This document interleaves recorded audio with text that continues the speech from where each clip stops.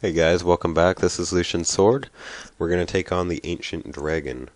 Before we get started, I just want to explain that this video is going to be in two segments.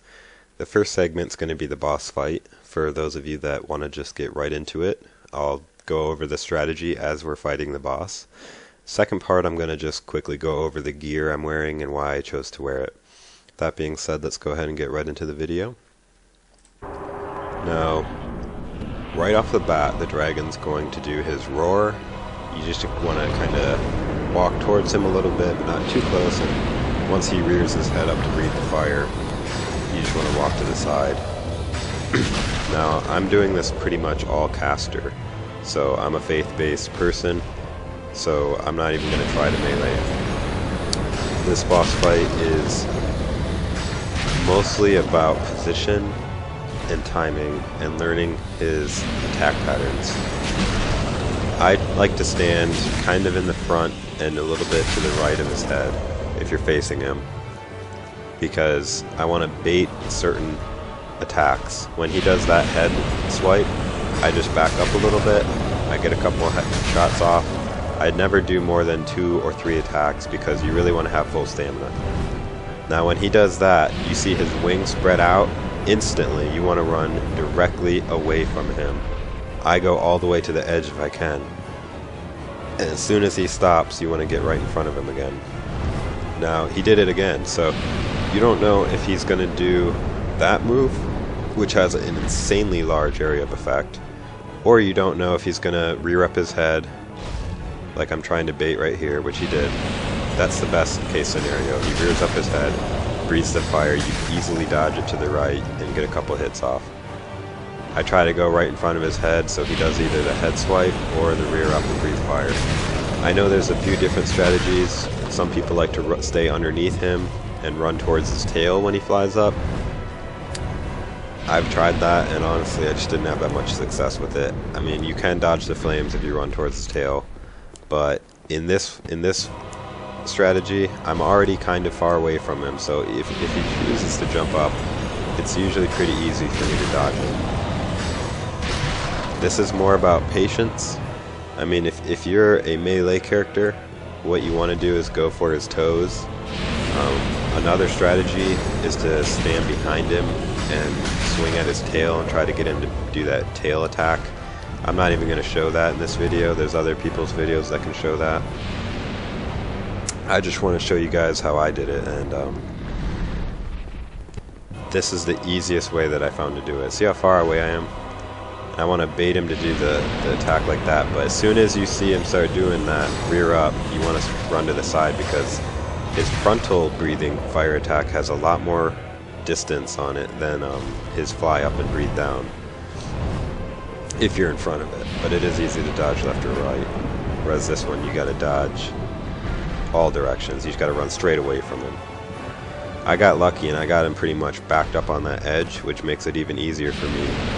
But I did have trouble sometimes when he was more in the middle of the level, when he would jump up and do the breathe down, because it's hard to get away from him at that point. You can try to avoid him doing that if you get right in front of his face and try to get him again to bait into doing the bite attack or the rear up, but once you see him flap, you gotta run fast. I thought I was dead here, but his shadow is just like that. And that's pretty much it. It's just rinse and repeat. I repeated myself a lot there, but this boss fight is basically rinse and repeat. You just keep doing the same things.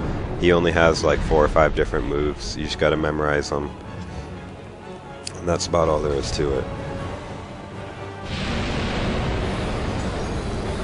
I died so many times on this boss that all the enemies leading up to the boss despawned. That's how many times I went through them and killed them. Now, once you kill the dragon, first of all, congratulations. Second of all, you get a soul of a giant, which is really important. For me, that was my 5th soul, which means I now have enough souls to battle Vendrick with base defense.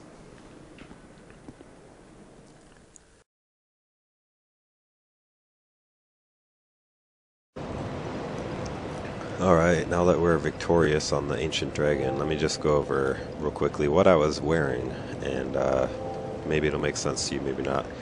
I normally never wear this kind of gear. I still had the same weapons and shield.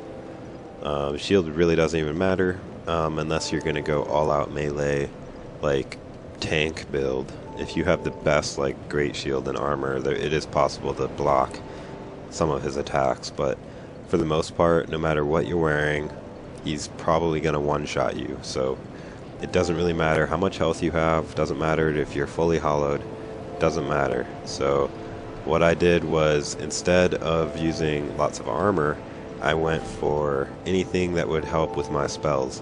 I wore the Saint's Hood because it increases the number of casts for each spell. I wore the Seldora robe just because it gives me more souls.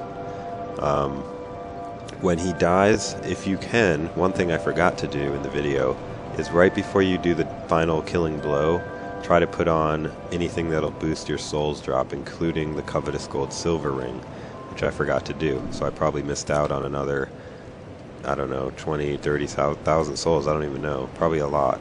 But I used the Jester's Gloves to also increase the number of souls, so I still had those. The legs, I think I was just wearing the Hollow Soldier leggings, which I just went for weight. I was thinking maybe I could run faster or roll faster or something just by having low weight. As far as my rings go, you definitely need the Chloranthy Ring +1 just for the stamina regeneration.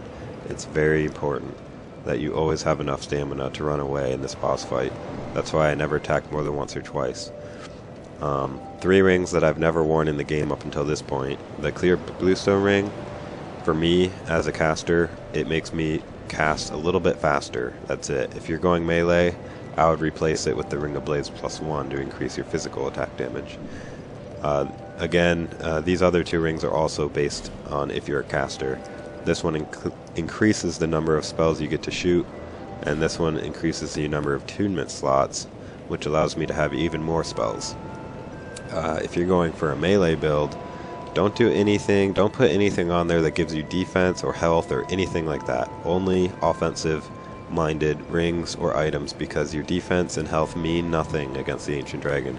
He will humble you. Any attack almost is a one-hit kill, so just go for all offensive attack items. And that's about it. So I hope you had a good boss fight. I know that one is really frustrating sometimes. And I'll see you guys later. Thanks for watching. This is Lucian Sword. See you guys.